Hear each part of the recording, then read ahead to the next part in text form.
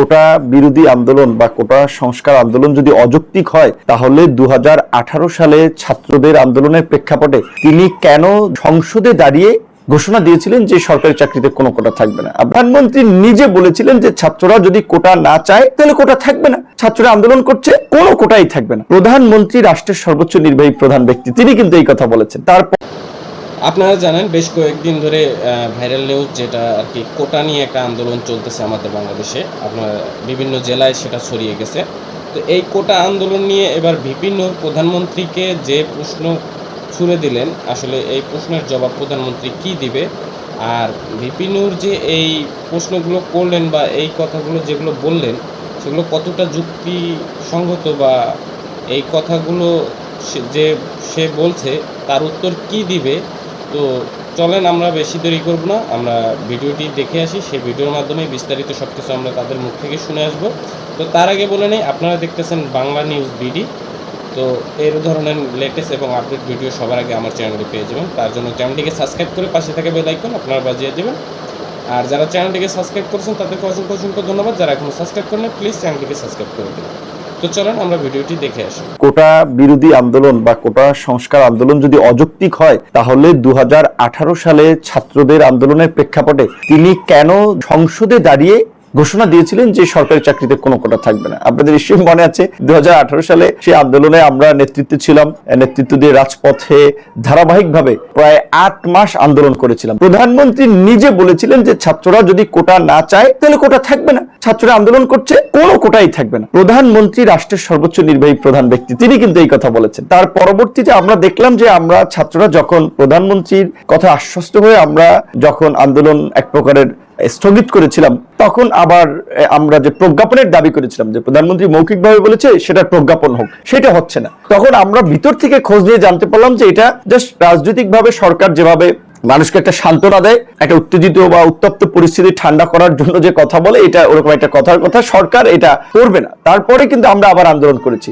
জনপ্রশাসন মন্ত্রণালয়ের সচিবকে কেন্দ্র করে আপনার তার নেতৃত্বে 7 সদস্য বিশিষ্ট একটা কমিটি করে দিয়েছিল যে যারা এটা পর্যবেক্ষণ করতেছিল বা এটার প্রতিবেদন দেবে। তারা প্রতিবেদন দিয়ে বলেছিল যে বর্তমানে উন্মুক্ত পদ্ধতিতে মেধাবীদের সুযোগ দেওয়া উচিত আগামীর বাংলাদেশকে এগিয়ে নেওয়ার জন্য। এটা আমলাদের ভাষ্য। তারা কোটা না রাখার পক্ষে মতামত দিয়েছিল। তারপরেও সরকার তার রাজনৈতিক ইকুয়েশন থেকে তারা হিসাব কিতাব করে সিদ্ধান্ত নিয়ে কিন্তু 2018 সালের 4 অক্টোবর তারা একটা পরিপত্র জারি করে বলেছিল যে সরকারি প্রথম এবং দ্বিতীয় শ্রেণী অর্থাৎ 9ম থেকে 13তম গ্রেড পর্যন্ত চাকরিতে কোনো কোটা থাকবে না। তাহলে দেখেন, একটা আন্দোলন চলেছে 8 মাস, ছাত্রদের আন্দোলন। সেই আন্দোলন করতে গিয়ে অসংখ্য শিক্ষার্থী হামলার শিকার হয়েছে, মামলার শিকার হচ্ছে। এখনো আমরা অনেকে কিন্তু আপনার মামলার হাজিরা দিচ্ছি, আমাদের নামে একাধিক মামলা রয়েছে। প্রধানমন্ত্রী সংসদে দাঁড়িয়ে রাষ্ট্রের সর্বোচ্চ নির্বাহী প্রধান বললেন কোটা থাকবে না, তারপর আবার সেই কোটা অর্ধেক সংস্কার করেছে, বাতিল করেছে, আর অর্ধেক ছিল।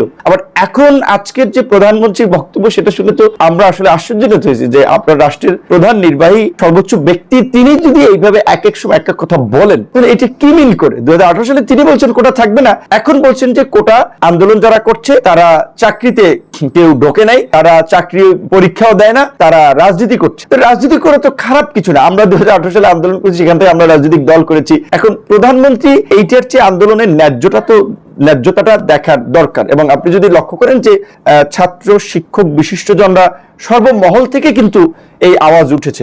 অধিকাংশ ক্ষেত্রে বলছে যে এটা বাতিল করা দরকার, কেউ কেউ বলছে যে সীমিত মাত্রায় থাকতে পারে।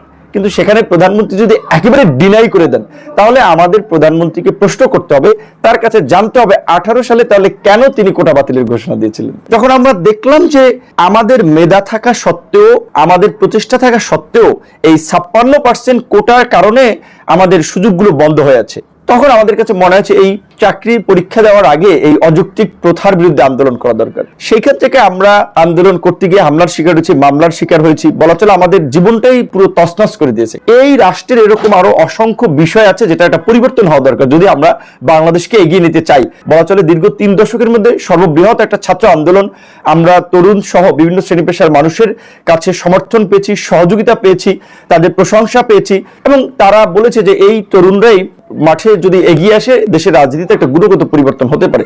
সেই জায়গা থেকে কিন্তু আমরা কিছুটা রাজনৈতিক আকাঙ্ক্ষা আমাদের মধ্যে তৈরি হয় এবং 2019 সালে ডাকসু নির্বাচনের পরপর কিন্তু আমরা রাজনীতিতে আসি একটা প্রক্রিয়ার মধ্যে দিয়ে আমরা কিন্তু। তো এই ছিল আজকের ভিডিও। ভিপি নূর যে এই কথাগুলো বললো সেটা কতটা যুক্তিসঙ্গত ছিল সেটা আপনারা কমেন্ট বক্সে কমেন্ট করে জানাবেন। তো আপনারা যারা যারা চ্যানেলটিকে সাবস্ক্রাইব করেছেন সবাইকে অসংখ্য অসংখ্য ধন্যবাদ। যারা এখনো সাবস্ক্রাইব করেন প্লিজ সাবস্ক্রাইব করে পাশে থেকে বেল আইকন বাজিয়ে দেবেন। আর এই ধরনের নিত্য নতুন আপডেট ও লেটেস্ট ভিডিও সবার আগে আমার চ্যানেলে পেয়ে যাবেন। তো দেখা হচ্ছে নেক্সট ভিডিওতে, ততক্ষণ ভালো থাকবেন, সুস্থ থাকবেন, ধন্যবাদ, আসসালামু আলাইকুম।